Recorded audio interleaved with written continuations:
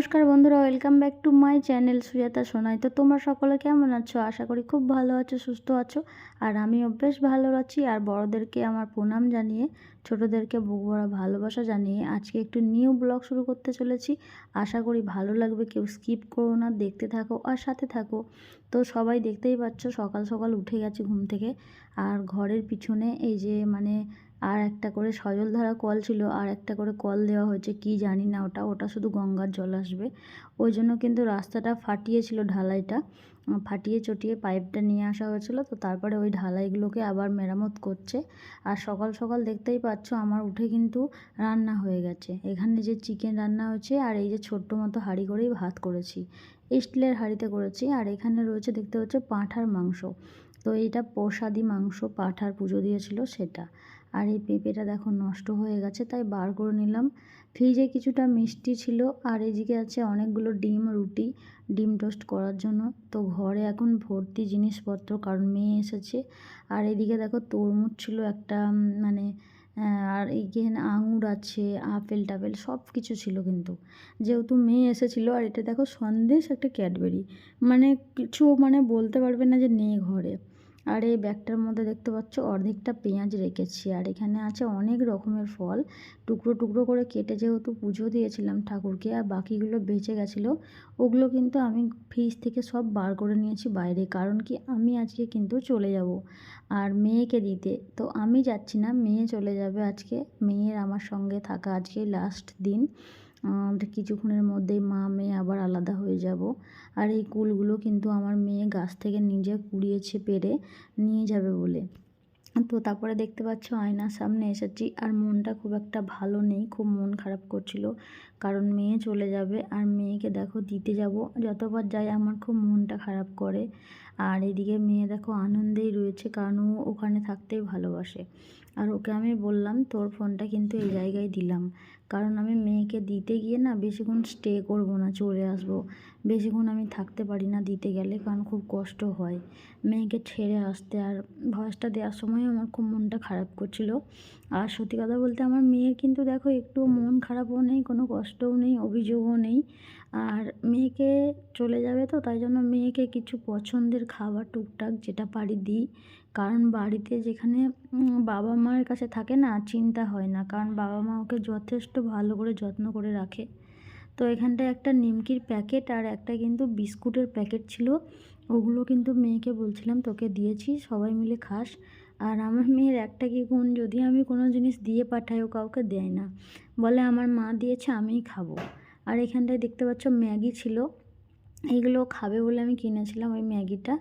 আর এটা হচ্ছে মলে আগের দিন কেনাকাটা করতে গিয়ে বিস্কিটটা নিয়ে এসেছিলাম 2 প্যাকেট। ওই বিস্কিটই 1 প্যাকেট ও খেয়েছে, আর 1 প্যাকেট কিন্তু নিয়ে যাচ্ছে। আর কে খাবে, তাই না? তাই জন্য কিন্তু যা ছিল সব গুছিয়ে দিয়ে দিচ্ছি মেয়েকে। আর এই কুলগুলো কিন্তু একটা প্লাস্টিকে ভরে এবার দিয়ে দেবো। আর মেয়ের জুতো টুতো 3-4টে ব্যাগ হয়ে যাবে। কি বলতো, জামা কাপড় তো ওর ছিলই, প্লাস এখানে কিনে দেওয়া হয়েছে, জুতো কিনে দেওয়া হয়েছে, ওইগুলো তো আবার নতুন করে প্যাকেট হয়েছে, খাবার দাবার নিয়ে যাবে। আর যেহেতু আমি ফল টল নিয়ে যাব, আর আমার যেহেতু শ্বশুরবাড়িতে পেঁয়াজের চাষ, তো পেঁয়াজ একটু বাড়ির জন্য নিয়ে যাব। দেখতেই পেলে ব্যাগে অর্ধেকটা ঢুকিয়ে রেখেছি। এবার কাটা কাটা গাড়িতে গেলে না খুব সমস্যা হয়, কিন্তু আমি তো একটা গাড়ি রিজার্ভ করে যাব, তাই জন্য আমার নিতে আর অসুবিধা হবে না। আর এদিকে দেখো খাটের মধ্যে সমস্ত কিছু বিছিয়েছি। আর আমি কিন্তু নিজের জন্য 2-1টা জামা কাপড় নিয়ে নেব, কারণ আমার একটু একটু মনে হচ্ছে থাকবো, আবার একবার মনে হচ্ছে যে না মেয়েকে দিয়ে চলে আসবো। তাই জন্য নিজের প্রয়োজনীয় শ্যাম্পু, ক্রিম যা যা ছিল টুকিটাকি, ওগুলো কিন্তু নিয়ে নিচ্ছিলাম। আর এইদিকে কিছু জামা কাপড়ও নিচ্ছিলাম, যদি ইচ্ছে করে তবে থাকবো, এরকম একটা ব্যাপার। আর সত্যি কথা বলতে যখন দেখবো মেয়ে পড়ছে গিয়ে আবার আগের মতো হয়ে গেছে, আমার কথা আর অত ভাবছে না, তখন আমার খুব মনটা খারাপ করে, ওই জন্য থাকতে ইচ্ছে করে না।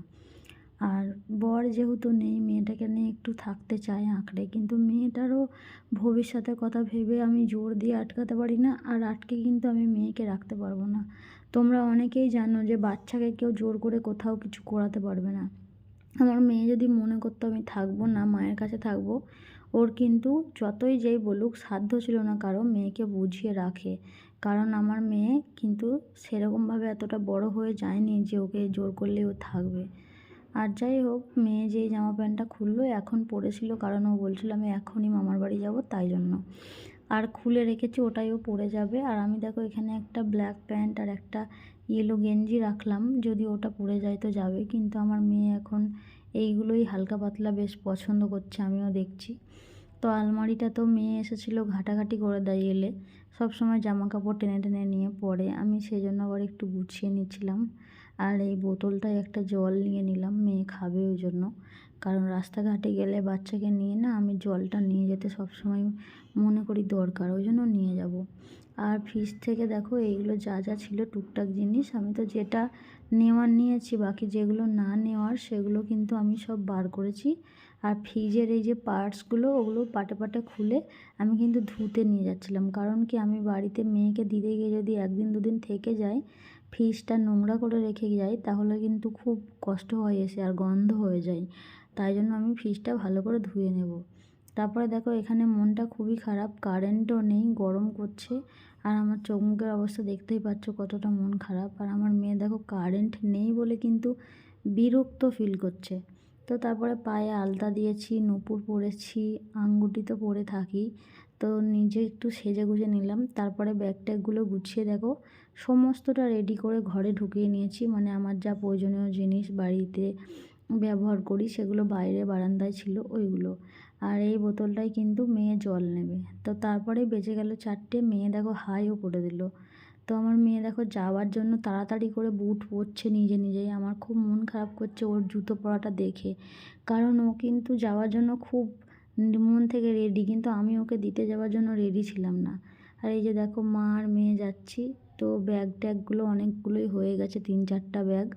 বাড়ি থেকে টোটোটা রিজার্ভ করে নিয়েছিলাম, একদম বাপের বাড়িতে গিয়ে নামাবে। আর আমার মেয়ে দেখো কি ভালো মনে চলে যাচ্ছে, কিন্তু আমার খুব মন খারাপ করছিল। তারপরে বাড়িতে ফোন করে বললাম, বাড়ির সামনে রাস্তায় নামালো। এই যে বৌদি, এই যে আমি, ডোনা, সবাই মিলে হেঁটে হেঁটে যাচ্ছি। আর ওই ব্যাগটা যেহেতু পেঁয়াজ টেঁয়াজ অনেক কিছু ছিল, খুব ভারী হয়ে গেছিলো। তো ওটা নিয়ে কিন্তু বাড়ি যাওয়ার পরেই ডোনা দেখো এখানে ঠাকুর প্রণাম করে নিল, এই যে মা মনসার মন্দির। আর ওকে কিন্তু এটা কাউকে শেখাতে হয় না, ও যতবার এমনি টাইমে ওখান দিয়ে দোকান যায় প্রণাম করে। তো যাওয়ার পরেই শুরু করে দিয়েছি মেয়ের লেখাপড়াটা আবার, কারণ বাড়িতে এসেছিলো 3-4 দিন, সব কিছু বন্ধ হয়ে গেছিলো লেখাপড়া। তো এখনও গিয়েই কিন্তু চলে যাচ্ছে টিউশনে, কারণ ও যার কাছে টিউশন পড়ে ওর কাছে আমি দিতে যাচ্ছি পাড়াতেই। তো তোমাদের দেখালাম, আজকের ভিডিওটা এখানেই শেষ করবো, টাটা।